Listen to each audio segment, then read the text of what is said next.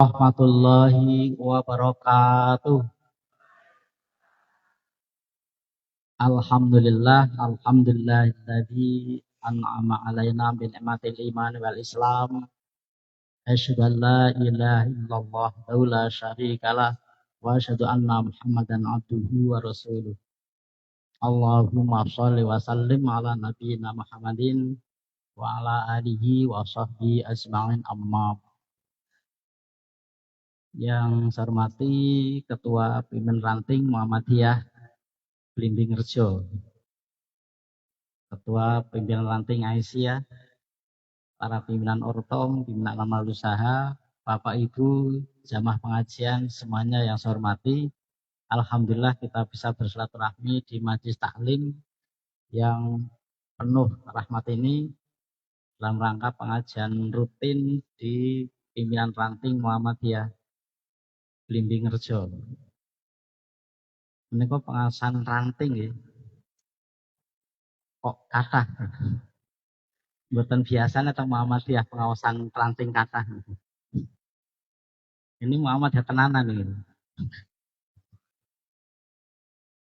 Para bapak dan para ibu yang hormati, luar biasa pengajian. Setahu saya untuk ukuran ranting, ini pengajian ranting dengan jumlah jamaah terbanyak di Indonesia mungkin. Untuk ukuran pengajian ranting Muhammadiyah, belum pun muter-muter, untuk ukuran ranting sebesar ini baru kali ini ditemukan di Blimbing Rejo. Karena selama ini kan Muhammadiyah selalu dengan jumlah kepala yang sedikit nih. Kata orang, kalau ingin berkuasa, 3 syaratnya. 1 punya isi kepala, 2 punya jumlah kepala, yang ketiga punya isi tas. Gitu. Lah, Muhammadiyah sering kalah kalau urusan politik karena isi kepalanya banyak, tapi jumlah kepalanya sedikit. Nah, tapi di ranting Blimbing Rejo ini luar biasa, jumlah kepalanya cukup banyak. Para bapak dan para ibu yang saya hormati, sekedar melalui refreshing, penyegaran kembali ingatan kita, pemahaman kita tentang agama Islam. Matur. Menawi Bapak Ibu buka wonten himpunan putusan Majelis Tarjih. Bapak Ibu pun sami apal mboten apa itu definisi agama Islam mungguhe Muhammadiyah. Kalau Bapak Ibu buka di HPT, menapa ingkang dipun wastani agama Islam. Di sana disebutkan ad-dinul islamiyu huwa ma andalallah fil Quran wa ma ja'at bihi sunnatu shahihatu. Saking rasken mboten?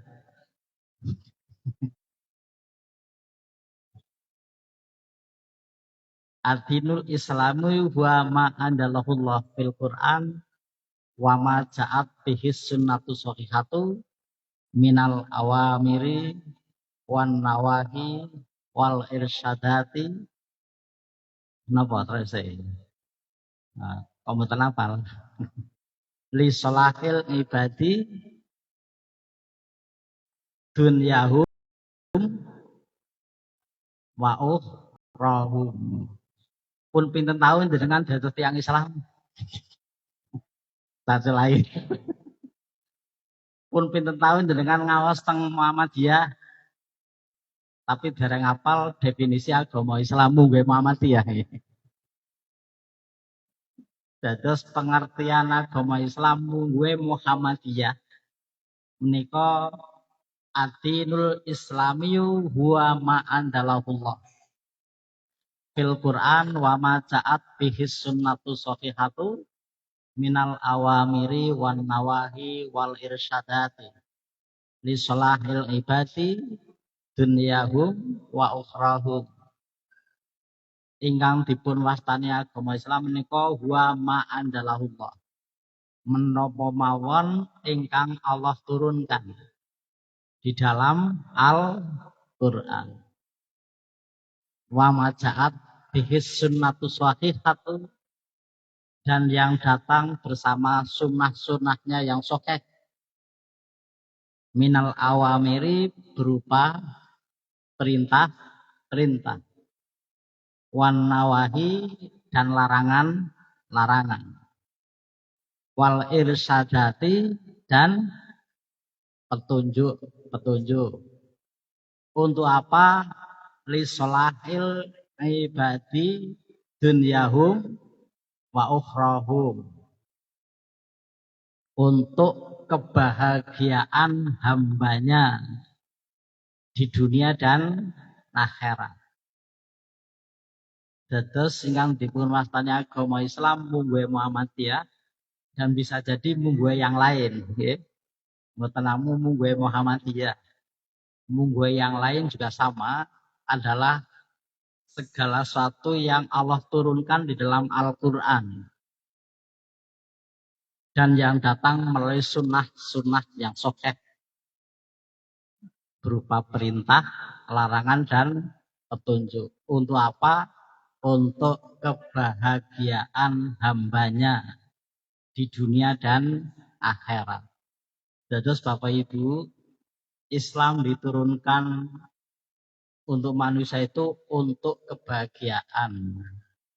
Pertanyaannya, apakah Bapak Ibu beragama Islam yang sudah sekian tahun sejak lahir, apakah Bapak Ibu sudah merasa bahagia dengan agama Islam? Jujur jawabnya. Apakah Bapak Ibu sudah merasa bahagia dengan Islam yang Bapak Ibu peluk selama ini? Kalau terdengar azan waktu sholat datang, kira-kira Bapak Ibu ngersulon apa seneng? Azan meneh lagi sibuk gitu. Oke. Kalau Ramadan datang, Bapak Ibu gembira atau sedih? Apa protes? Datang lagi, kemarin aja belum nyaur. Nah, itu. Ya. Jadi Bapak Ibu beragama Islam harus gembira. Beragama Islam harus bahagia. Kalau Bapak Ibu beragama Islam belum bahagia, lah salah satu sebab orang pindah agama itu karena tidak merasa bahagia dengan agama yang dipeluknya, termasuk beragama Islam. Dan orang murtad itu tidak monopoli orang awam. Orang alim bisa murtad, Bapak Ibu. Ya, jangan dikira orang alim itu tidak bisa murtad, pindah agama, saged. Sehingga nggak usah heran, ada ustadz pindah agama lain, ada kiai pindah agama lain. Itu tidak, sekali lagi murtad tidak monopoli orang awam. Bahkan kalau Bapak Ibu dulu zaman penjajahan Belanda, kristenisasi oleh misi sending Belanda, oleh VOC, orang Jawa yang masuk Islam itu hanya berapa gelintir. Tapi begitu kristenisasi bisa mengkristenkan seorang kiai, namanya Kiai Sadra, orang Jawa lalu rame-rame masuk Kristen. Sehingga muncul buku judulnya Kiai Sadra, Proses Kristenisasi di Tanah Jawa.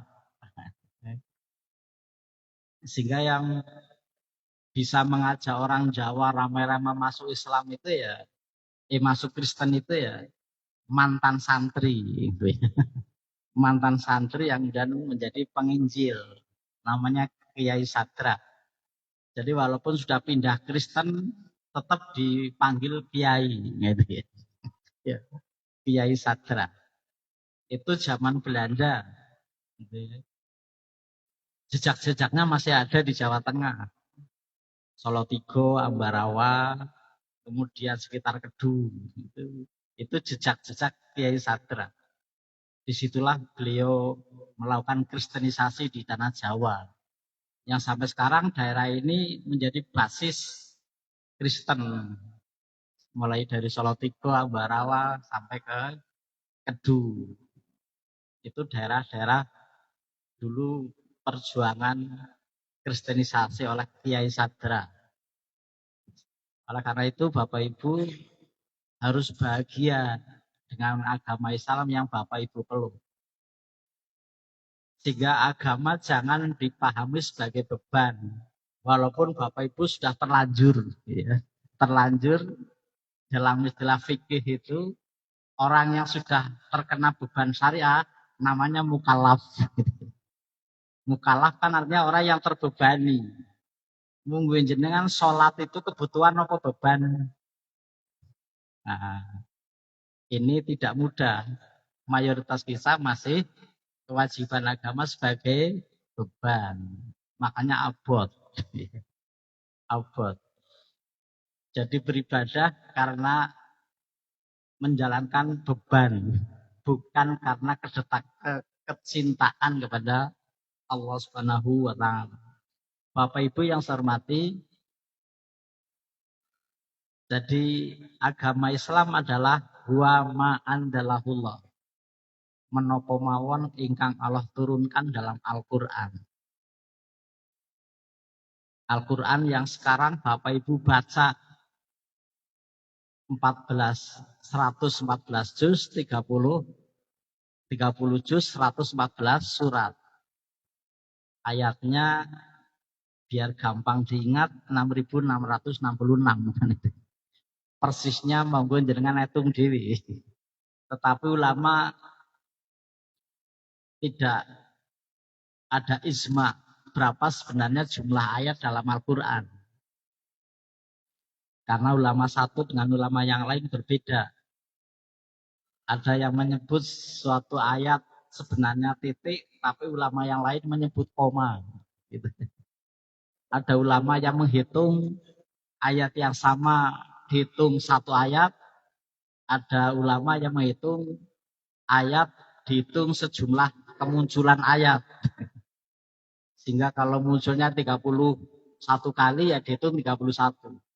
Tapi ulama yang lain menyebut ya cukup dihitung satu. Artinya akhirnya nggak ketemu berapa jumlah ayat Al-Quran yang sebenarnya sesuai kesepakatan para ulama. Bapak Ibu yang saya hormati, sehingga semua umat Islam sepakat bahwa Islam adalah segala sesuatu yang terdapat di dalam Al-Quran. Dan kita punya mushaf yang tunggal dan yang seragam, Bapak Ibu. Kita punya Quran yang seragam dan tunggal. Namanya mushaf resmi Utsmani. Jadi semua umat Islam Al-Qurannya sama. Dicetak secara resmi di Madinah. Percetakan resmi Al-Quran mushaf resmi Utsmani ada di Madinah. Bukan terbitan Toha Putra gitu ya. Kalau Toha Putra itu turunan dari mushaf yang ada di Madinah. Sehingga umat Islam Al-Qurannya sama Bapak Ibu.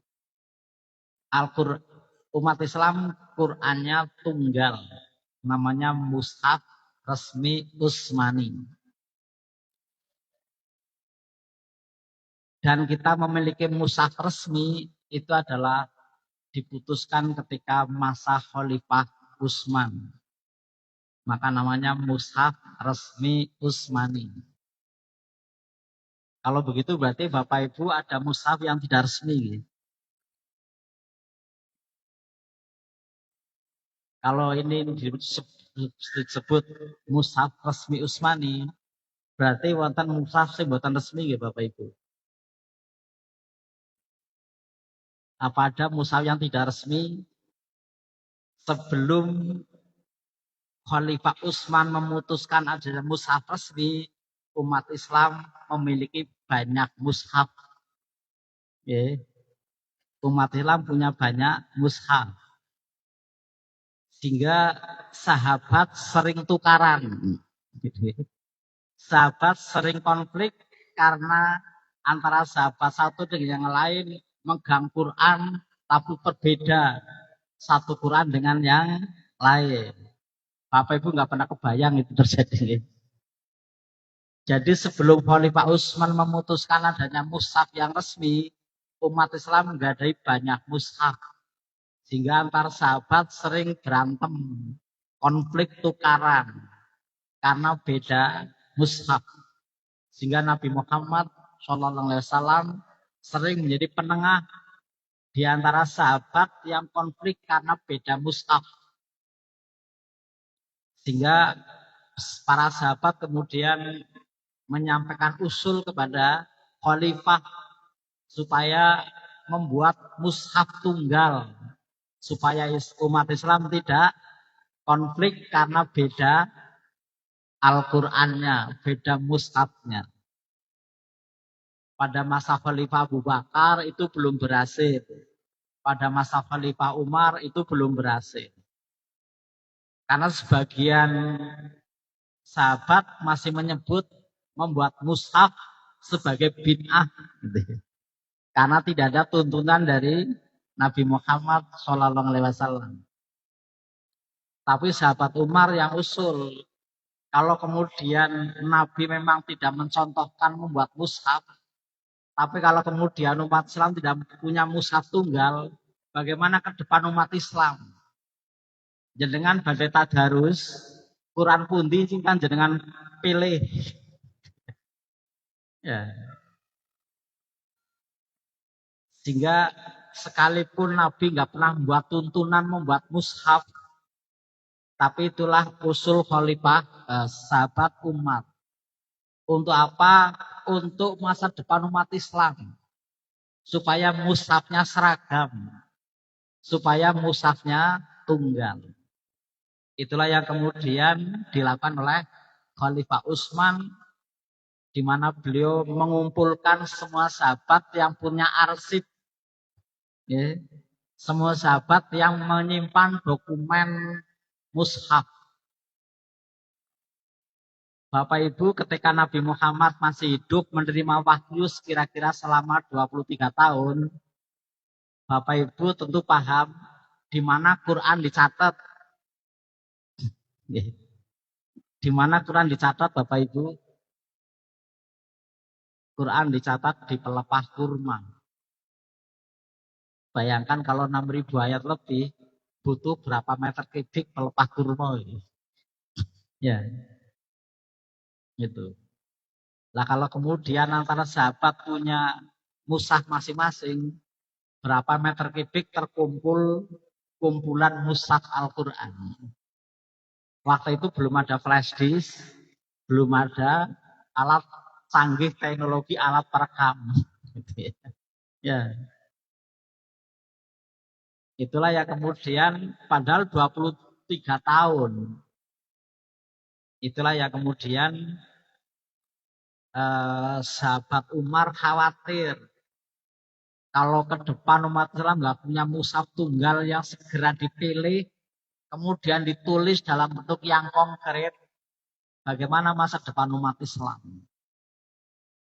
Sehingga walaupun Nabi tidak membuat tuntunan, maka kemudian diputuskan oleh Khalifah Utsman harus memutuskan adanya mushaf tunggal.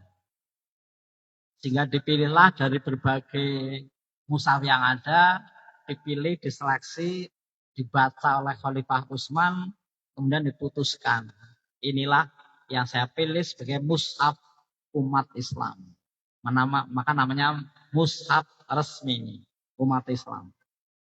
Bapak Ibu tahu milik dokumen siapa yang dipilih oleh Khalifah Utsman?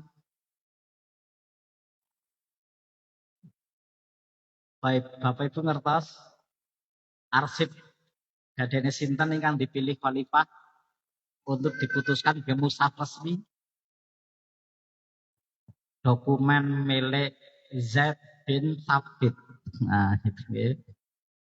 dokumen yang dihimpun, disimpan oleh sahabat Zaid bin Thabit. Itulah yang dipilih, yang sekarang Bapak Ibu baca. Sehingga kita bersyukur karena umat Islam punya mushaf yang tunggal dan seragam. Sehingga umat Islam seluruh dunia mushafnya seragam. Mushafnya tunggal. Termasuk di Indonesia, Al-Qur'annya podo, tidak ada bedanya. Sehingga umat Islam punya mushaf resmi, mushaf tunggal. Itu mushafnya Bapak Ibu. Tapi sampai sekarang umat Islam belum pernah membuat yang namanya tafsir resmi. Nah, gitu ya. Jadi umat Islam punya mushaf resmi, mushaf tunggal, tapi umat Islam tidak pernah membuat tafsir tunggal. Padahal Al-Quran maknanya macam-macam. Satu kata dalam Al-Quran itu maknanya banyak sekali. Lah kalau kemudian ayat Quran maknanya banyak sekali, sementara Bapak Ibu harus mengamalkan agama Islam, mah milih pundi jenengan ketika ada penafsiran yang berbeda-beda. Inilah yang sampai sekarang umat Islam belum memiliki tafsir resmi. Sehingga penafsiran terhadap Al-Quran itu sangat beragam. Karena memang bahasa Al-Quran tidak bisa dipahami secara tunggal. Itulah mengapa umat Islam pemahamannya berbeda-beda satu dengan yang lain.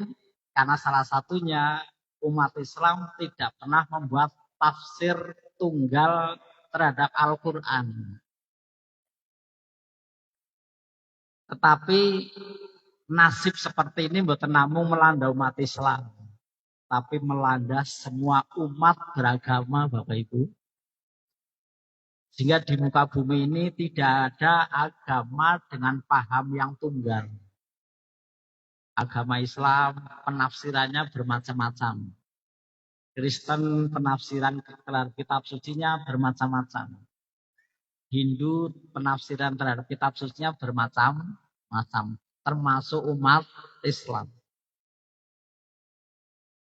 Itulah maka umat Islam syariahnya tunggal, karena sumbernya tunggal. Allahnya satu, nabinya satu. Tetapi tafsirnya tidak bisa menjadi satu, Bapak Ibu.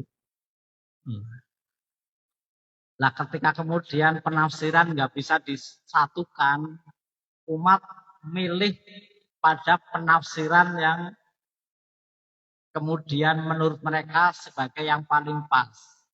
Itulah kemudian kenapa umat Islam berkelompok-kelompok. Salah satunya kita mengelompok dalam organisasi namanya Muhammadiyah.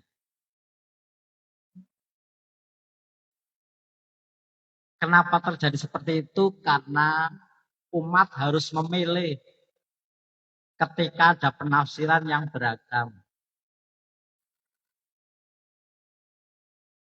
Inilah namanya dilema agama. Ya. Dimakan mati bapak, tidak dimakan mati ibu. Gitu ya. Tetapi bapak ibu harus memilih. Penentuan satu Syawal, satu Ramadan misalnya.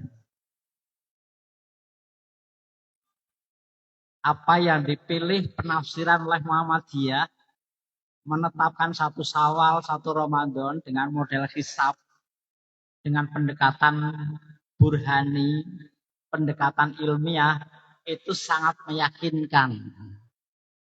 Pendekatan ilmiah penetapan satu Syawal ke Ramadan itu sangat meyakinkan. Sehingga Muhammadiyah tahu kapan satu Ramadan jauh sebelum bulan Ramadan. Itu salah satu penafsiran yang dipakai oleh Muhammadiyah sehingga menentukan satu Ramadan itu dengan paham namanya wujudul hilal. Ini penafsiran menurut Muhammadiyah. Bagi yang lain ini nggak pas penafsiran Muhammadiyah. Sekalipun ilmiah dan meyakinkan. Kenapa? Yang lain menggunakan dalil, ada dalil hadis yang sangat jelas berbunyi sumu liru yatihi wa afiru liru yatihi. Mana yang Bapak Ibu pilih? Meyakinkan secara ilmiah atau ikut hadis? Nah, ini yang nggak ketemu sampai sekarang Bapak Ibu. Mau ikut Muhammadiyah ilmiah meyakinkan, tapi kono hadis sumuli ruyatihi. Nah, inilah yang kemudian sampai detik ini umat Islam belum bisa disatukan. Penafsiran tentang tanggal 1 itu belum ada tafsir tunggalnya Bapak Ibu. Sehingga sederhana, kenapa kita sering berbeda beridul fitri, sering berbeda beridul adha. Hanya satu masalahnya, belum ada tafsir yang seragam tentang tafsir tanggal 1. Sederhana. Dados umat Islam sudah 15 abad menafsirkan apa itu tanggal 1 belum ketemu Bapak Ibu sampai sekarang. Tanggal 1 hanya kompak di kalangan PNS. Apa tanggal 1 gajian. Nah, tapi ulama sampai sekarang belum ada kata sepakat definisi tanggal 1. Padahal ibadah dalam Islam hampir semua terikat dengan waktu. 5 rukun Islam hanya 1 yang tidak terikat dengan waktu, syahadat. Yang 4 lainnya semua terikat dengan waktu. Sholat jelas terikat dengan waktu. Haji jelas terikat dengan waktu. Zakat jelas terikat dengan waktu. Ya. Tidak ada ibadah dalam Islam yang tidak terikat dengan waktu. Tapi Bapak Ibu memahami waktu ternyata mboten gampil. Kalau saya tanya Bapak Ibu, nanti malam jam 7 itu hari Ahad atau hari Senin? Coba. Nanti malam jam 7 hari Ahad atau hari Senin?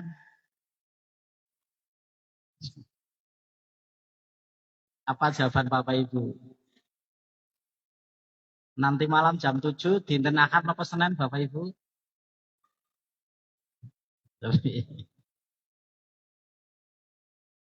Nanti malam jam 7 malam dinten Ahad atau Senin? Kalau Bapak Ibu ngadakan acara nanti malam jam 7, bunyi undangannya Ahad atau Senin? Nah, kalau Bapak Ibu ngadakan acara nanti malam jam 7 atau jam 8 malam nanti, bunyi undangannya bunyi Ahad atau Senin? Ahad. Kalau gitu nanti malam jam 7 atau 8, Ahad atau Senin? Nah, jenengan baru ngartikan nanti malam jam 7 aja sudah nggak sepakat itu kan?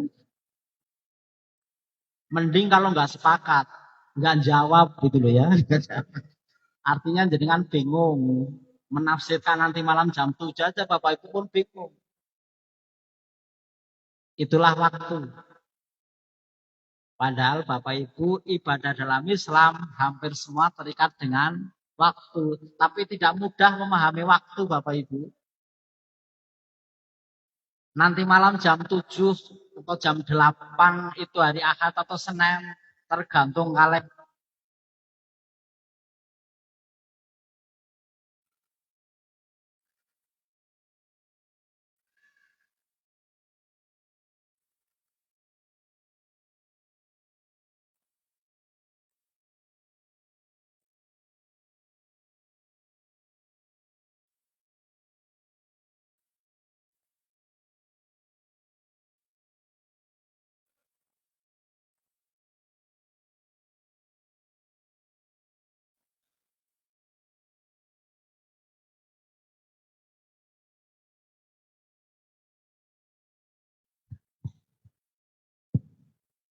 Pun saja.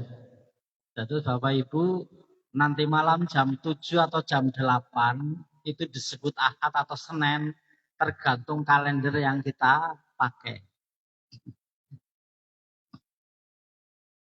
Kalau kalender dalam Islam, kenapa tergantung kalender yang kita pakai Bapak Ibu? Karena antar kalender beda dalam memulai kapan hari dimulai. Munggu kalender Islam, kapan hari dimulai Bapak Ibu? Kalau dalam kalender Islam, hari dimulai ketika matahari tenggelam. Begitu matahari tenggelam, itulah namanya hari baru. Maka munggu kalender Islam nanti malam jam 7, itu sudah hari Senin. Tetapi kalender Miladiah atau Masehi, hari dimulai jam 00 tengah malam. Maka nanti malam jam 7, munggu kalender Masehi masih hari Ahad. Pada detik yang sama diberi nama yang berbeda. Kalender Islam menyebut hari Senin, kalender Masehi masih menyebut hari Ahad. Itu detik yang sama Bapak Ibu. Tidak mudah memahami waktu. Itulah yang kemudian nanti umat Islam sama mengartikan apa yang namanya tanggal 1. Padahal sekali lagi Ramadan harus mulai tanggal 1, Idul Fitri harus 1 Syawal, Idul Adha harus 10 Dzulhijjah. Tapi penafsiran tanggal 1 dereng ketemu Bu ngantos sapriki. Menurut Muhammadiyah yang namanya tanggal 1 adalah wujudul hilal. Hilal ngertos nggih Bu? Apa itu hilal? Bulan tanggal 1 namanya hilal. Kalau bulan tengah-tengah? Bulan tengah-tengah apa Bu? Badrun. Tolakal badru alaina. Para tahu berjanjian jadi tidak ngerti tolakal badru alaina. Tolakal badru alaina. Syairnya orang Yasrib. Saking gembiranya Kangjeng Nabi serawuh hijrah dari Mekah ke Madinah. Sehingga orang Yasrib ramai-ramai menyambut kehadiran Nabi. Berdiri di pintu gerbang sambil mengumandangkan syair Tola'al badru alaina wajaba syukru alaina mada'a lillahida. Itu syairnya orang Yasrib. Saking gembiranya karena Nabi kersa rawuh dari Mekah ke Madinah pada peristiwa hijrah. Maka Tola'al badru alaina, kolanga sampun terbit sopo al badru. Siapa yang dimaksud dengan al badru di situ? Kanjeng Nabi Muhammad Shallallahu Alaihi Wasallam. Saking indahnya Kanjeng Nabi digambarkan bagikan bulan purnama. Maka Tola'al badru alaina atau asyraqal badru alaina. Jadi itu sebenarnya bukan syairnya NU, syairnya orang Yasrib gitu ya. Cuman kita nggak pernah membacakan syair itu. Padahal itu syairnya orang Yasrib. Diambil oleh NU nyambut tiang penting rawuh. Nah, juga. Tiang penting rawuh diiringi rebana sambil tola'al badru alaina. Pejabat rawuh tola'al badru alaina. Bayi baru lahir diberi nama dalam akikah dibacakan tola'al badru alaina. Digambarkan bagaikan orang Madinah kehadiran bayi baru lahir yang mencerahkan. Siapa itu? Kanjeng Nabi Muhammad Shallallahu Alaihi Wasallam. di tengah-tengah mereka. Nah kalau Muhammadiyah nggak punya syair, bingung nek nyambut Kiai Rawuh dikapake. Lah kalau di NU kan al-mukhafadzatu ala qatimi sholih waladu bil jadidil aslah gitu kan. Memelihara tradisi lama yang baik dan mengambil tradisi baru yang lebih baik. Lah kadang-kadang Muhammadiyah keliru memahami tradisi, dibabat habis ini. Tidak bisa membedakan mana karya sastra, mana agama. Semua dibabat habis. Padahal itu hanya sastra. Para bapak, para ibu yang saya hormati, itu baru terkait dengan tanggal 1 sampai sekarang umat Islam belum ada kata sepakat penafsiran tanggal 1. Kalau Muhammadiyah tanggal 1 adalah wujudul hilal. Berapapun derajatnya, asal bulan muncul di atas ufuk, di atas horizon dalam satu negara, itu dalam pandangan Muhammadiyah sudah disebut tanggal 1. Karena udah tanggal 1 harus memulai puasa, harus sholat Id. Itu penafsiran yang diambil oleh Muhammadiyah. Tapi munggu NU boten. Munggu NU yang namanya tanggal 1 bukan wujudul hilal. Tapi imkanur ru'yah. Kemungkinan bulan dapat dilihat. Munggu jenengan mana tanggal 1 yang pas.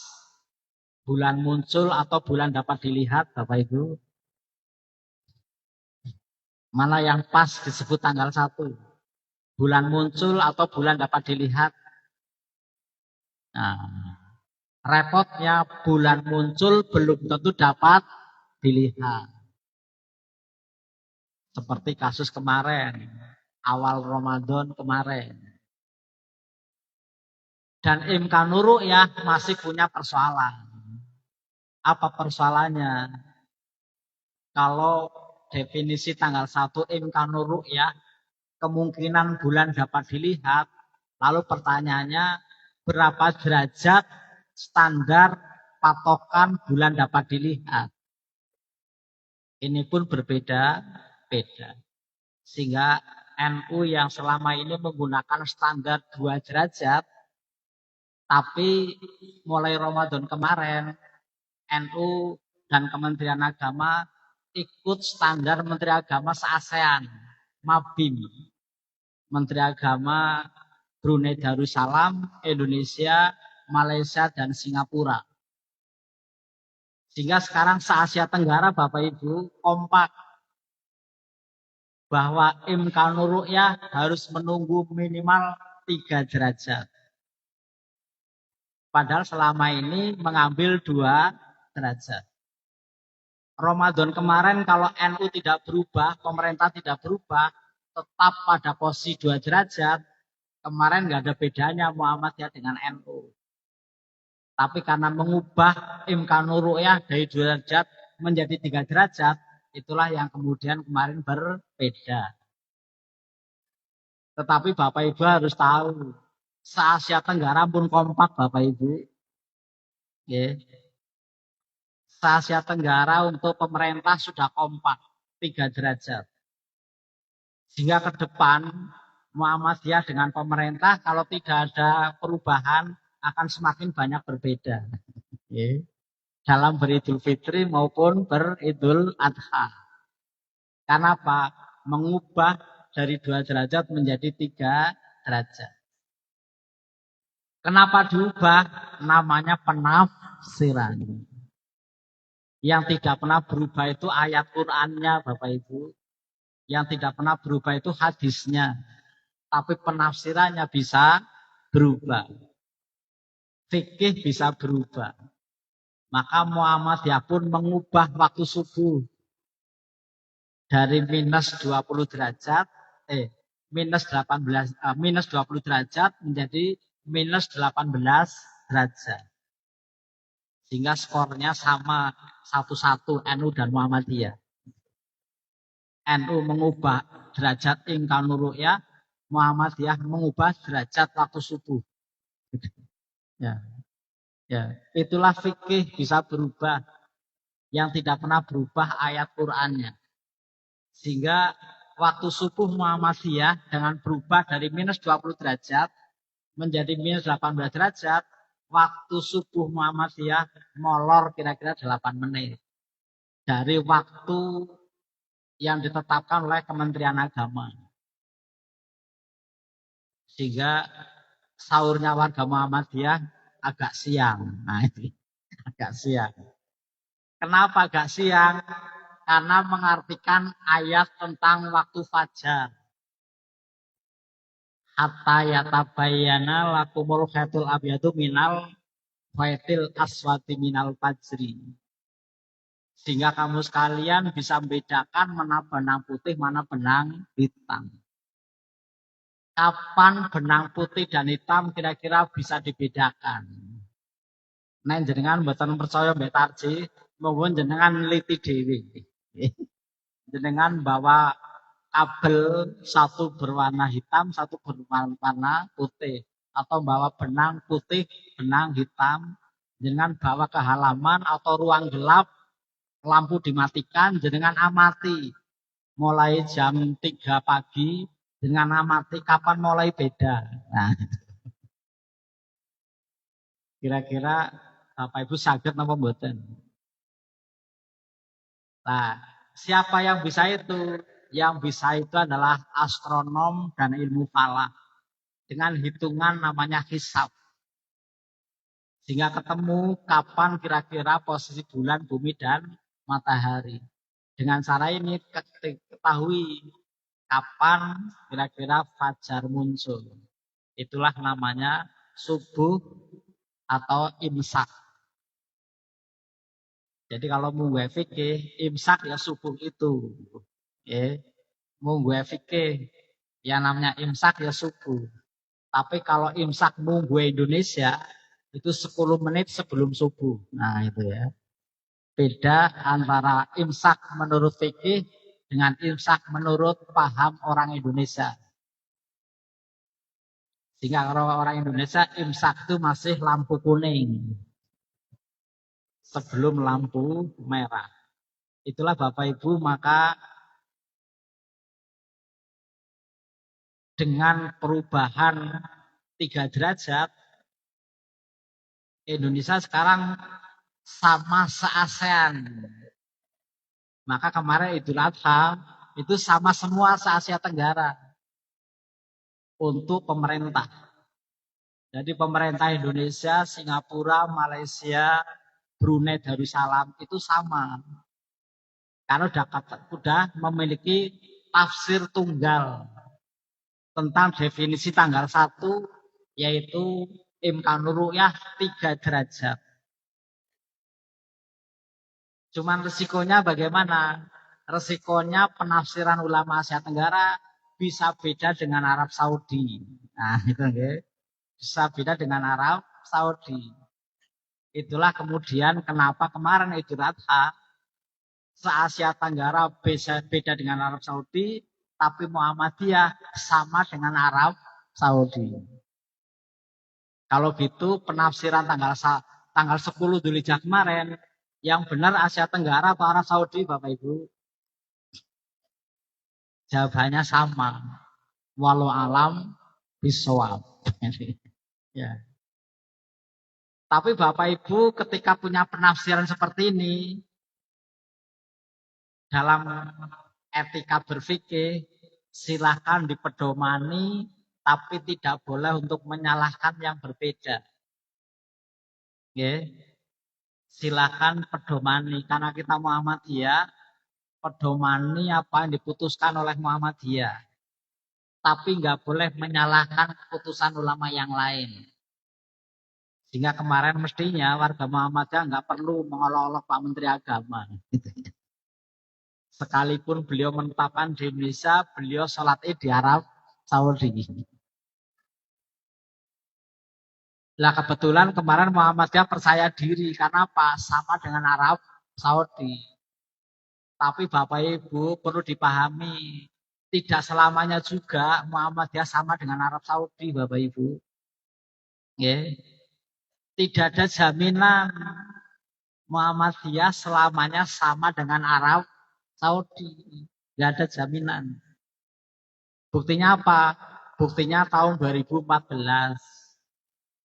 NU sama dengan Arab Saudi, Muhammadiyah beda dengan Arab Saudi. Waktu itu saya tugas haji di Arab. Banyak warga Muhammadiyah telepon. Pak Tafsir, mana yang benar? Muhammadiyah atau Arab Saudi? Gitu kan. Kira-kira kalau Bapak Ibu pimpinan Muhammadiyah ditanya itu, pripun jenengan jawabnya? Mana yang benar? Arab Saudi atau Muhammadiyah? Saya jawab, karena saya pimpinan Muhammadiyah, saya jawab yang benar Muhammadiyah. Nah, karena apa? Saya Muhammadiyah. Tapi saya sedang di Arab Saudi, Bapak Ibu. Saya sedang di Arab Saudi. Kalau saya sedang di Arab, saya ikut Muhammadiyah atau ikut Arab? Nah, saya mesti ikut Arab Saudi. Mosok meh wukuf sendirian. Saya ikut Arab Saudi. Maka Pak Menteri Agama, walaupun memutuskan sholat id pada hari Ahad, tapi beliau pada hari Sabtu. Karena apa? Berada di Arab Saudi. Inilah Bapak Ibu, namanya fikih.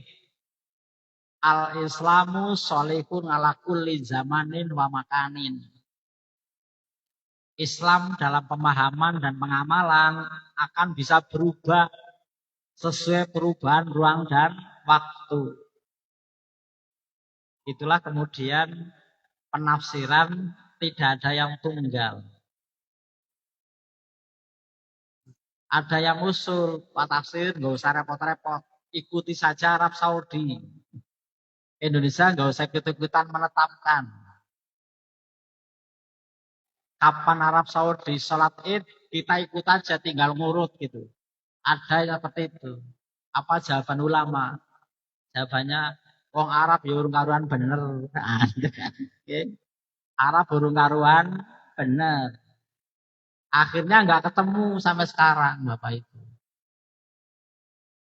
Inilah hanya menafsirkan tanggal 1, 15 abad kita belum bisa disatukan, Bapak Ibu. Hanya menafsirkan pengertian tanggal 1. Sampai sekarang kita belum bisa disatukan. Tiap tahun ulama kumpul sak dunya bahas kalender Islam. Sepakat perlunya kalender Islam. Dan hasilnya kalender Hijriah. Tapi begitu sampai bahas tanggal 1, ulama kemudian agree in disagreement. Setuju dalam perbedaan. Nah, itu ya. Setuju dalam perbedaan. Bapak Ibu, bukan niat Muhammadiyah kepengin beda dengan pemerintah, mboten. Mboten niat Muhammadiyah kepengin beda dengan NU, mboten.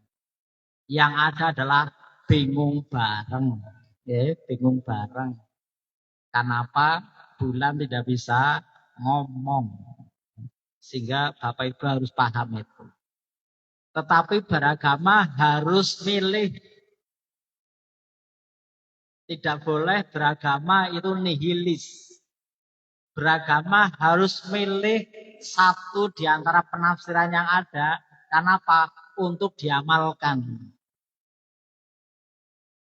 Sehingga kalau ada penetapan tanggal 1 berbeda, Bapak Ibu harus milih.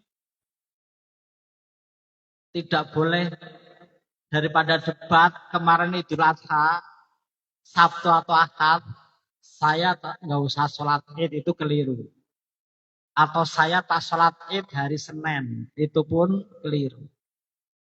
Karena Bapak Ibu ketika ada ulama berbeda pendapat terkait dengan putusan-putusan fikih, Bapak Ibu harus mengikuti ulama jumhur. Di Indonesia, jumhur ulama ya ada di Muhammadiyah dan NU.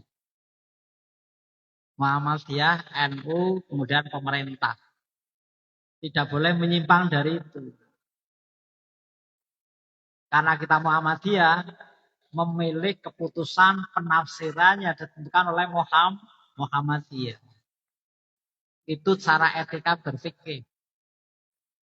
Tetapi ketika Bapak Ibu memilih keputusan Muhammadiyah sebagai pedoman fikih, tidak boleh untuk menyalahkan ulama yang lain yang berbeda dengan Muhammadiyah.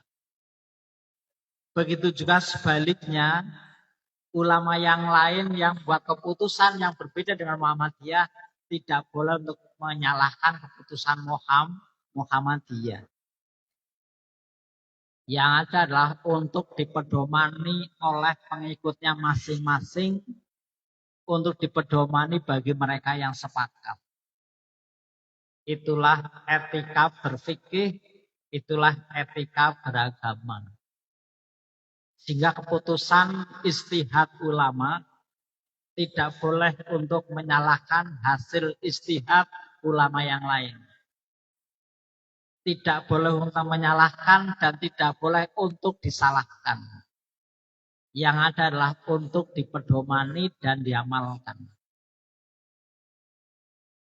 Kalau toh kemudian yang kita pedomani kita salahkan, padahal itu sudah merupakan istihad ulama, nggak usah khawatir. Tidak mudah beristihad. Tidak mudah mengambil keputusan pemahaman agama. Tidak mudah membuat penafsiran kapan tanggal 1. Itulah yang seperti ini Bapak Ibu, salah sekalipun masih dijamin dapat pahala. Sebagaimana Nabi Muhammad bersabda, Bismillahirrahmanirrahim, Idza istadal hakimu fa'asoba fawa ajroni. Fain atwa fawa ajrun wahid. Ketika ada ulama beristihad, hasil istihadnya benar, pahalanya 2. Ketika salah, pahalanya 1. Sehingga Bapak Ibu kemarin sholat Idul Adha hari Sabtu, sebagaimana keputusan pimpinan pusat Muhammadiyah, walaupun itu beda dengan umat Islam se-Asia Tenggara, secara pemerintahan, yakinlah diamalkan kita sholat id pada hari Sabtu. Kalau ternyata munggu Gusti Allah yang benar hari Ahad, nggak usah khawatir, minimal dapat pahala 1. Demikian juga yang sholat id pada hari Ahad, ternyata munggu Gusti Allah yang benar hari Sabtu, nggak usah khawatir, minimal dapat pahala 1. Inilah fikih Bapak Ibu. Jadi fikih itu sekalipun berbeda, Bapak Ibu harus memilih dan amalkan. Muhammadiyah adalah paham agama yang memiliki rumusan fikih. Muhammadiyah adalah ormas Islam yang memiliki paham agama. Maka Muhammadiyah sebagai ormas yang memiliki fikih, memiliki paham agama, selalu menentukan kapan tanggal 1 Ramadan, kapan 1 Syawal, kapan 1 Dzulhijjah, untuk dipedomani oleh warganya. Apa yang diputuskan Muhammadiyah adalah hasil istihad. Sebagai hasil istihad harus diamalkan bagi warga Muhammadiyah. Kalau toh kemudian Gusti Allah salah, Bapak Ibu nggak usah khawatir, masih dapat pahala 1. Dalam agama boleh salah, yang tidak boleh adalah bohong. Allah memahami, Allah memaklumi orang salah, tapi tidak memaklumi orang bohong. Nah, itu. Maka Bapak Ibu, inilah Quran. Mushafnya tunggal, penafsirannya bermacam-macam. Demikian juga dengan hadis Bapak Ibu. Hadis akan lebih beragam lagi. Sunnah akan lebih beragam lagi. Karena apa? Tidak sekedar tidak ada tafsir tunggal, tapi tidak ada sunnah yang tunggal. Bahkan umat Islam tidak pernah membuat keputusan sunnah resmi. Gitu ya. Punya mushaf resmi tapi tidak punya sunnah resmi. Apa yang disebut dengan sunnah Bapak Ibu? Muhammadiyah itu adalah gerakan Islam, dakwah, amar ma'ruf, nahi mungkar, dan tajdid bersumber pada Al-Quran dan Sunnah. Qurannya tadi sudah saya jelaskan. Kalamullah yang kemudian dihimpun dalam mushaf tunggal, namanya mushaf resmi Utsmani, 30 juz, 114 surat, 6.666 ayat. Itulah Quran dengan mushaf tunggalnya. Tapi begitu sampai sunnah,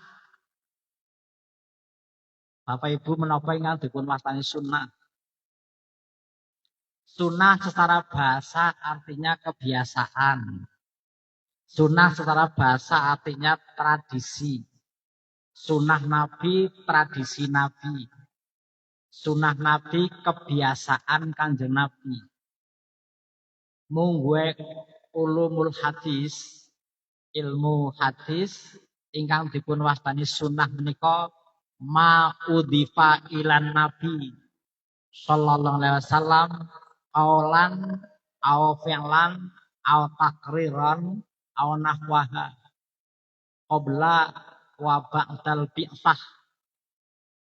Ingkang dipun wastani sunnah Nabi menika ma'udhifa ilan Nabi, segala yang disandarkan kepada Nabi Muhammad sallallahu alaihi wasallam berupa qaulan ucapan, berupa fi'lan perbuatan, berupa takrir persetujuan.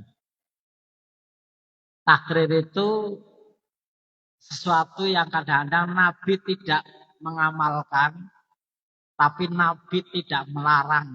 Itu namanya takrir. Ya. Kalau Bapak Ibu belajar ilmu hadis, begitu sampai contoh takrir, yang sering dicontohkan hadis kasus apa Bapak Ibu? Kalau belajar ilmu hadis, begitu sampai takrir, mesti hadis yang dicontohkan mesti kasus Nabi dan sahabat dalam perjalanan disuguhi daging biawak. Ya. Nabi dan sahabat disuguhi daging biawak oleh tuan rumah ketika dalam perjalanan. Kemudian para sahabat menikmati dengan lahapnya daging biawak itu. Tapi Nabi mboten kersa. Nabi mboten kersa, Nabi tidak ikut dahar daging biawak.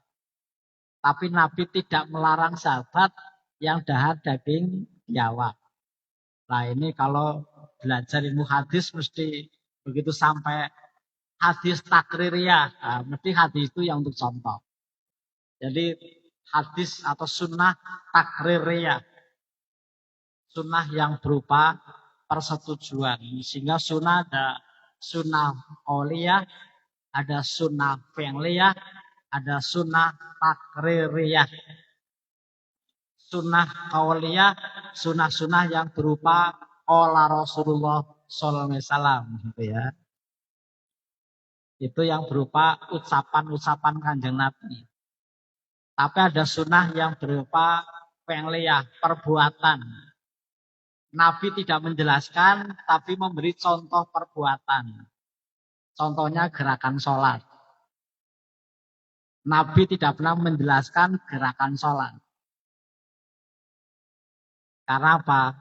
Mesti malah bingung nih Bapak Ibu dijelaskan dengan ucapan gerakan sholat. Guru olahraga menjelaskan jungkir balik, kira-kira memberi contoh dengan menjelaskan lesan, mudah mana Bapak Ibu?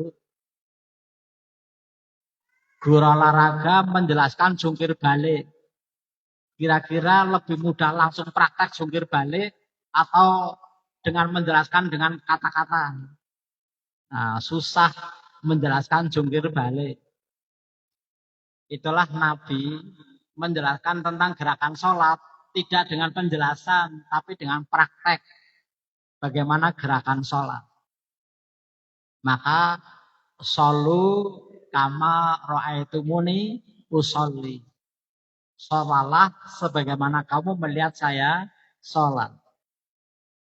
Lah sahabat melihatnya beda-beda. Yang satu melihat Nabi ketika sehat, yang satu melihat Nabi ketika agak sakit. Gerakannya beda.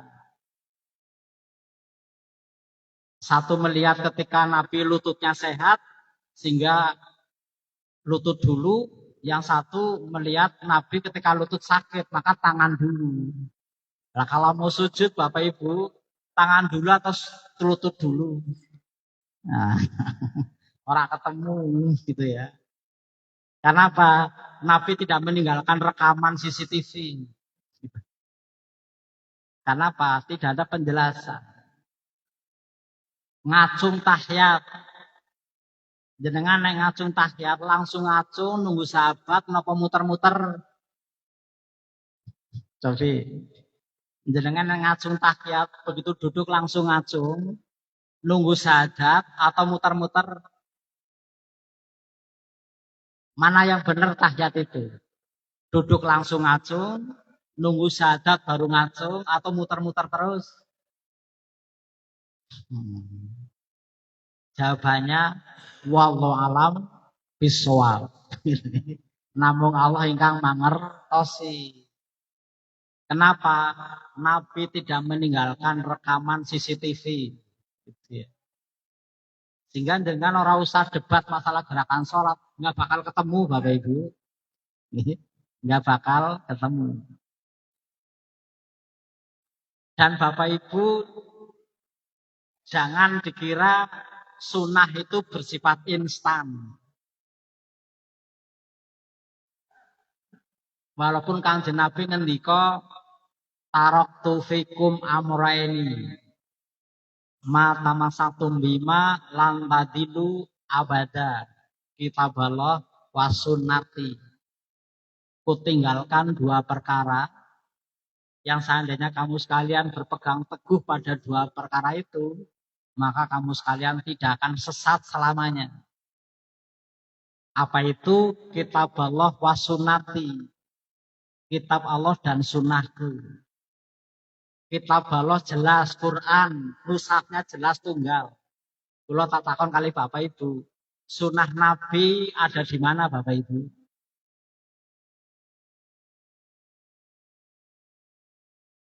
Sunnah Nabi ada di mana? Jenengan begitu ingat sunnah Nabi, yang jenengan ingat nopo? Kitab hadis, nggih napa nggih? Kitab hadis nopo Pak? Kitab hadis napa? Sahih Bukhari. Oh nggih, Sahih Bukhari. Jenengan ngertos, Imam Bukhari lahir tahun pinten? Imam Bukhari lahir tahun pinten? Imam Bukhari lahir tahun 194 setelah Hijriah. 194 setelah Hijrah. Tahun 194 setelah Hijrah, Imam Bukhari nembe lahir. Kanjeng Nabi wafat tahun pinten? Kanjeng Nabi wafat tahun pinten, Bu? Pokoknya umat saran takoni tahun-tahun mboten saged. Kanjeng Nabi wafat tahun pinten? Kanjeng Nabi wafat tahun 10 setelah Hijrah. Nengatan Imam Bukhari pindah ke Kanjeng Nabi napa mboten? Nah, mboten. Dados Imam Bukhari dereng nate pinangi Kanjeng Nabi. Dados Sahih Bukhari baru muncul lebih dari 200 tahun setelah Nabi wafat. Apalagi nanti Muslim, Nasai itu lebih belakangan lagi. Lah ketika Nabi wafat, pun nonton Sahih Bukhari napa dereng Bapak Ibu? Dereng wonten. Terus umat Islam mengacu sunah teng pundi? Nggih. Umat Islam mengacu sunah teng pundi wong sedereng wonten Sahih Bukhari. Terus umat Islam nek menawi badhe salat napa pedomane? Dereng wonten Sahih Bukhari, dereng wonten Sahih Muslim, napa malih Nasa'i dan saliyane. Dereng wonten. Terus nek jenengan badhe salat pripun carane? Wong teng Quran mboten wonten. Pripun kira-kira? Itulah yang kemudian sebelum para imam hadis muncul, sudah muncul ulama-ulama sebelumnya. Ada Imam Hambali, Imam Malik, Imam Syafi'i, Imam Hanafi. Imam ini hidup sebelum para imam hadis. Jadi Bapak Ibu ampun keliru. Imam Syafi'i kali Imam Bukhari menika duluan Imam Syafi'i Bapak Ibu. Okay. Imam Syafi'i kali Imam Bukhari duluan Imam Syafi'i. Imam Bukhari adalah murid. Imam Bukhari adalah salah satu murid Imam Syafi'i. Itulah kemudian umat bingung. Lha apa dereng wonten hadis kados sakniki wonten Sahih Bukhari, Muslim, Nasa'i. Zaman samno dereng wonten. Padahal saya harus sholat Id. Oh, di dekat rumah saya ada ulama besar Imam Syafi'i. Saya ikut Imam Syafi'i. Di dekat rumah saya ada Imam Malik. Saya ikut Imam Malik. Itulah kenapa umat Islam lalu mengikuti ulama. Karena apa? Belum ada kitab hadis, Bapak Ibu. Sehingga tinggal ikut apa Imam Syafi'i, Imam Hambali. Itulah kemudian Imam Syafi'i nulis kitab Ar-Risalah dan Al-Um. Sehingga di kitab Ar-Risalah dan Al-Um nggak mungkin Bapak Ibu ada kata-kata Rawahul Bukhari. Yeah. Jadi nanti warga Muhammadiyah pun salah paham. Ini kitab Al-Um ini kitab nggak sahih ini. Karena apa? Tidak ada Rawahul Bukhari. Yeah. Itu namanya nggak paham sejarah.